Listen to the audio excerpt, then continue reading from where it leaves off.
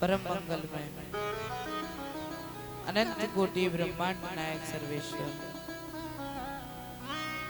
जगदाधार निर्गुण निर्विकार सगुण साकार चैतन्य अविनाशी घट वासी दीनानाथ दीन बंधु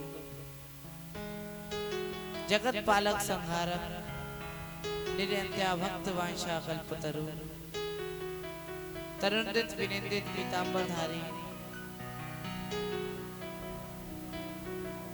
श्री कृष्ण बाल कृष्ण लाल की शब्दमयी प्रतिमूर्ति श्री कृष्ण के चरणों में मेरा बारंबार प्रणाम। विश्वानुनंदिनी कीरति दुलारी बरसाने वाले भगवती श्री राधा रानी के चरणों में मेरा बारंबार प्रणाम एवं अंधकार से प्रकाश की ओर ले जाने वाले ऐसे सतगुरुदेव भगवान के श्री चरणों में मेरा बारंबार प्रणाम। श्रीमद् भागवत महापुराण की पावन भागीरथी में जीवन को सुधन्य बनाने के लिए दूर दूर से पधारे भक्त जन ज्ञानी जन सिद्धामयी माताएं तथा गौरी स्वरूपा बहनें आप सभी के हृदय में विराजमान श्री राधा माधव के चरणों में मेरा बारंबार प्रणाम।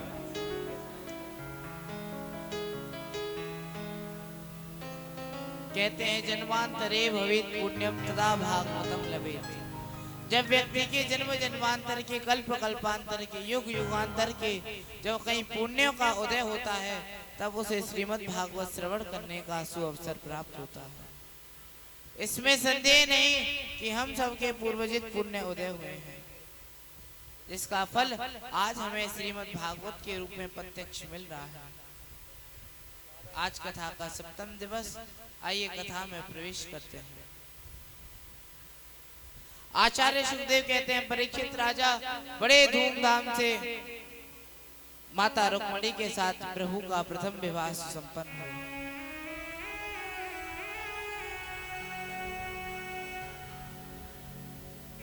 सुखदेव जी बोले राजन दो विवाह तो प्रभु के मणि के चक्कर में ही हो गए थे।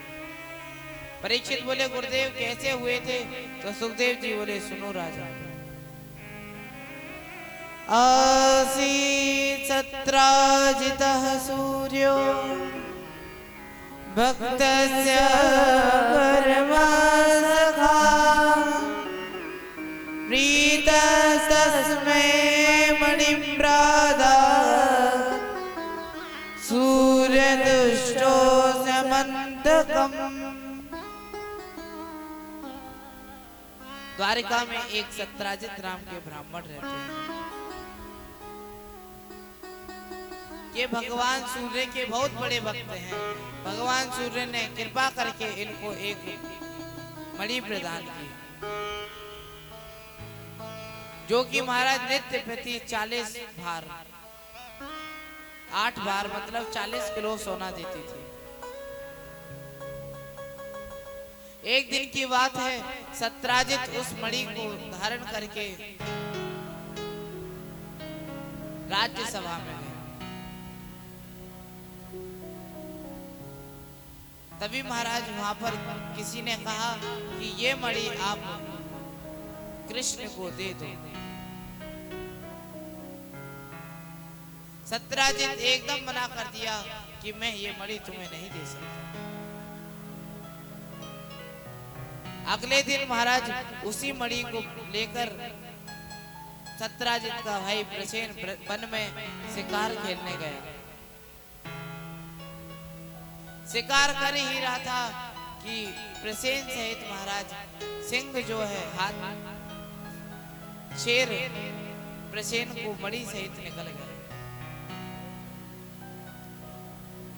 अब जब महाराज 4-5 दिन हो गए जब प्रसेन घर पर नहीं आए तो सत्राजित समझने लगता है शायद मणि के चक्कर में श्री कृष्ण ने मेरे भाई प्रसेन का वध तो नहीं कर दिया। वो कल मेरे से कह ही रहा था कि ये मणि आप मुझे दे दो, ये मणि राज्य के काम आएगी।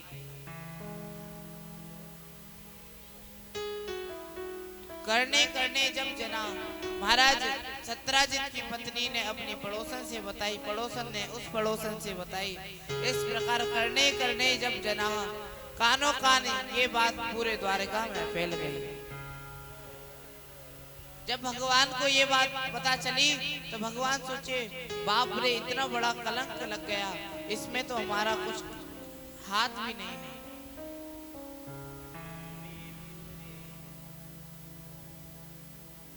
तब महाराज भगवान सत्राजित को लेकर वन में गए। वन में देखते हैं कि सिंह प्रसेन मरा हुआ है, लेकिन मणि उसके पास नहीं है। थोड़ा सा आगे और बढ़े तो देखते हैं वहां पर सिंह भी मरा पड़ा हुआ है, लेकिन मणि भी उसके पास नहीं है। कुछ आगे बढ़े तो देखते हैं एक गुफा में एक छोटी सी कन्या उस मणि को लेकर के खेल रही होती है। जैसे ही महाराज भगवान को देखा तो वह कन्या जोर जोर से रोना प्रारंभ करती है।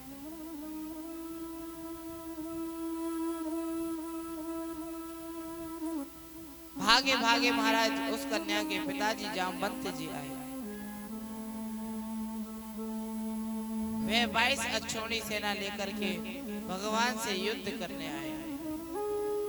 जब भगवान ने सभी सैनिकों का उद्धार कर दिया तो महाराज जामवंत जी प्रभु के चरणों में लेट गए। हे प्रभु, आप तो वही कृष्ण हैं, आप आदि पुरुष परमात्मा हैं, आपके चरणों में बारंबार प्रणाम।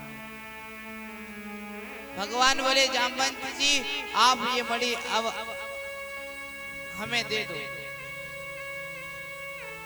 जामवंत जी बोले, सरकार ये मणि तो मैंने अपनी कन्या को दे दी है, कन्या का धन कभी वापस नहीं लेना चाहिए। अब महाराज जामवंत जी बोले, प्रभु अब आप ही बताइए कैसे करें।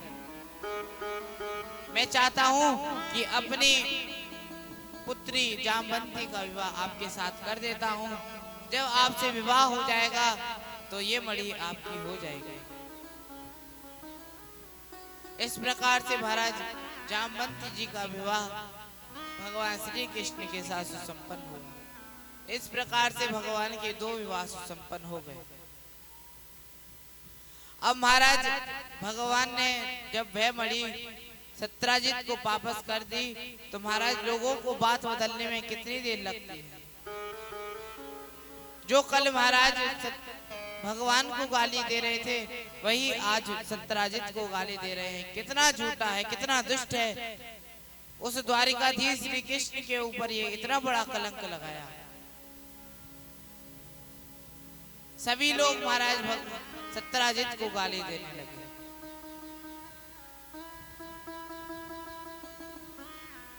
सत्राजित ने सोचा, मैं भी कुछ उपाय ढूंढता हूं।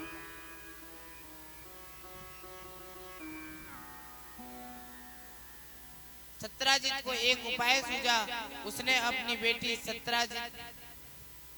सत्यभामा का विवाह भगवान श्री कृष्ण के साथ कर दिया। सोचा कि जब भगवान से विवाह हो जाएगा तो कोई कुछ नहीं बोलेगा।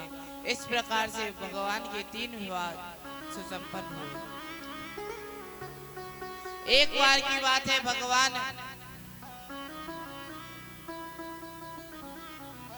कहीं जा रहे थे। वहां देखते हैं कि एक कन्या जल में खड़े होकर के तपस्या कर रही है।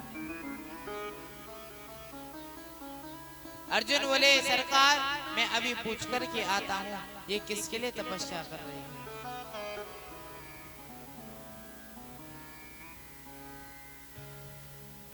अर्जुन उस कन्या के पास गए। उस कन्या से बोले, आप किसके लिए तपस्या कर रही हो। उसने कहा, मैं श्री कृष्ण को पति रूप में वरण करना चाहता हूँ। अर्जुन भागे भागे भगवान के पास आए। हे प्रभु, आपकी तो लॉटरी लग गई, आपके लिए ही तपस्या कर रही है। भगवान बोले, तो कराओ परिचय।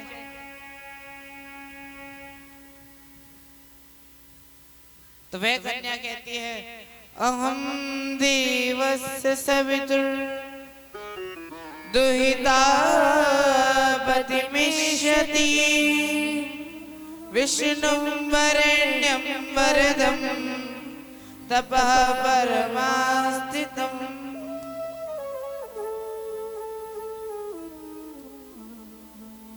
तब जाकर के महाराज भगवान का कालिंदी के साथ चतुर्थ विवाह संपन्न हुआ। कौशल देश के राजा है नग्न जी थे। इनकी एक पुत्री है, नाम है सत्या। इसके साथ भगवान का पंचम विवाह संपन्न हुआ। उज्जैन के राजा हैं विंध्य, इनकी अनुविंद।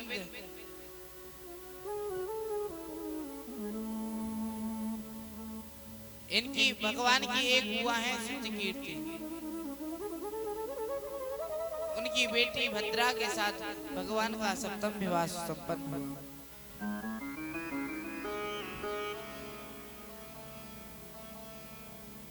मत्स्य वेदन करके लक्ष्मणा के साथ भगवान का आठवां विवाह संपन्न हुआ। इस प्रकार से महाराज 8 विवाह तो भगवान के अलग अलग संपन्न हुए, लेकिन 16,100 विवाह एक साथ संपन्न हुए। परीक्षित ने प्रश्न किया, गुरुदेव एक साथ इतने विवाह कैसे? तो सुखदेव जी बोले, सुनो राजा,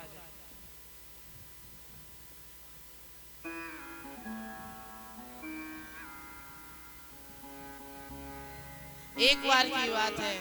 भूमि का बेटा है भौमासुर। इसने निश्चय किया था कि मैं जब 16,100 कन्या पूर्ण हो जाएंगी तो मैं उन सबके साथ विवाह करूंगा। अब महाराज सभी कन्या पूर्ण हो गई थी, ये बस विवाह ही करने जा रहा था। जब भगवान को पता चला कि ऐसे दुष्ट भी हैं, भगवान भौमासुर के पास गए और उसका वध कर दिया। सभी रानियां भगवान की स्तुति करने लगी, भगवान के पास आई। भगवान बोले, देवियों आप अपने अपने घर को जाओ। देवियां बोले, प्रभु हमें कई वर्ष हो गए हैं यहाँ पर, अब हमारे घर वाले हमें स्वीकार नहीं करेंगे।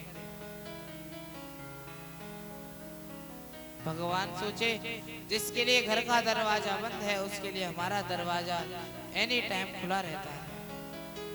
अब महाराज इस प्रकार से भगवान ने 16,100 कन्याओं के साथ एक साथ विवाह किया। इस प्रकार से भगवान के 16,108 विवाह संपन्न हो गए। बोली रुक्मणी रमण भगवान की जय, भक्त वत्सल भगवान की जय, राधा रानी सरकार की जय। आइए एक सुंदर सा भाव, उसके बाद कथा में प्रवेश करते हैं। तेरा